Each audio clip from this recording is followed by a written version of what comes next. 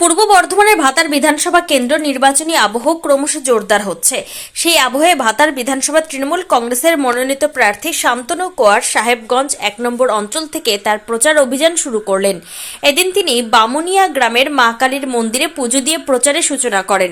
পুজো শেষে স্থানীয় কর্মী সমর্থকদের সঙ্গে নিয়ে এলাকায় বাড়ি বাড়ি ঘুরে মানুষের সঙ্গে সরাসরি যোগাযোগ স্থাপন করেন তিনি। প্রচারের সময় সাধারণ মানুষের সঙ্গে কথা বলে তাদের অভাব অভিযোগের কথা শোনেন শান্তনু কোয়ার। বিশেষ করে মহিলাদের উপস্থিতি ও আগ্রহ ছিল চোখে পড়ার মতো। অনেকেই তৃণমূল সরকারের বিভিন্ন প্রকল্পের সুবিধার কথা তুলে ধরে ভবিষ্যতে উন্নয়নে ধারাবাহিকতা বজায় রাখার পক্ষে মত প্রকাশ করেন। প্রার্থীও তাদের আশ্বাস দেন, মানুষের পাশে থেকেই কাজ করবেন এবং এলাকার উন্নয়নে সর্বোচ্চ গুরুত্ব দেবেন। দিনের দ্বিতীয়ার্ধে ভাতারের নূরপুর গ্রামে একটি নির্বাচনী সভার আয়োজন করা হয়। সেই সভায় উপস্থিত ছিলেন ভাতারের বিধায়ক মানগোবিন্দ অধিকারী, ব্লক সভাপতি বাসুদেব যশ, অঞ্চল সভাপতি রাজীব ভট্টাচার্য এবং অন্যান্য তৃণমূল নেতৃত্ব। সভা থেকে দলীয় প্রার্থী রাজ্যের উন্নয়নমূলক কাজের খতিয়ান তুলে ধরেন এবং ভোটারদের সমর্থন কামনা করেন। পূর্ব বর্ধমানের ভাতার থেকে শেখ মিলনের report, crime press Bengal news.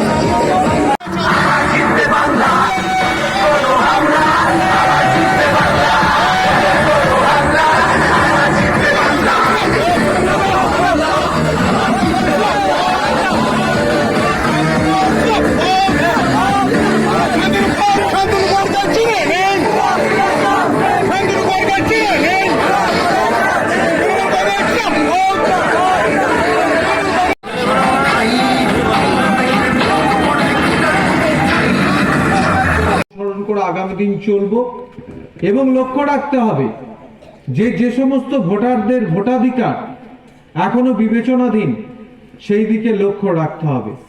Mamata Bandyopadhyay মহিলাদের সুরক্ষা এবং আর্থিক শ্রীবৃদ্ধির লক্ষ্যে তাদেরকে যে আত্মমর্যাদার স্বরূপ লক্ষ্মীর ভাণ্ডার প্রকল্পের ভাতা বর্ধিতকরণ করেছেন, তা আপনাদের অ্যাকাউন্টে এসে পৌঁছেছে। আপনারা জানেন, যুবক যুবতীদেরকে তাদেরকে সশক্তিকরণের লক্ষ্যে উৎসাহ ভাতার প্রদান করেছেন, উৎসাহের অনুদান প্রদান করেছেন, যাতে তারা কর্মসংস্থানের পথে আত্মবিশ্বাস, আত্মনির্ভরতা লাভ করে।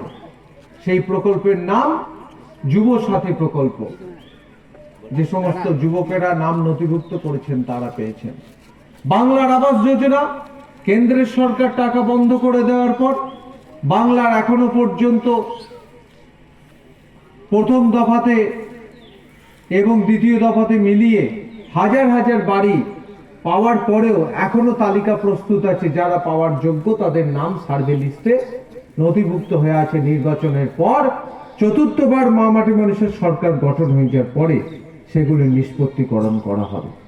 আমরা ভালো আছি, আমরা শান্তিতে আছি। আগামী দিন এই ভাতার বিধানসভা থেকে তৃণমূল কংগ্রেস প্রতীককে জয়লাভ করিয়ে মমতা বন্দ্যোপাধ্যায়ের হাতকে শক্ত করতে হবে। তিনি ভাতারের রাজনীতির পরম্পরা মেনে নবীনতম প্রজন্মের প্রতিনিধি হিসাবে আমাকে প্রার্থী করেছেন মমতা বন্দ্যোপাধ্যায়, অভিষেক বন্দ্যোপাধ্যায়।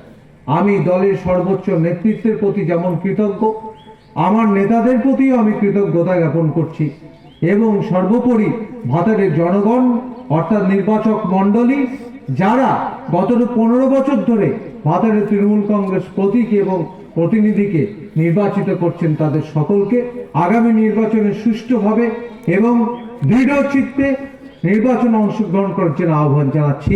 জয় হিন্দ, বন্দে।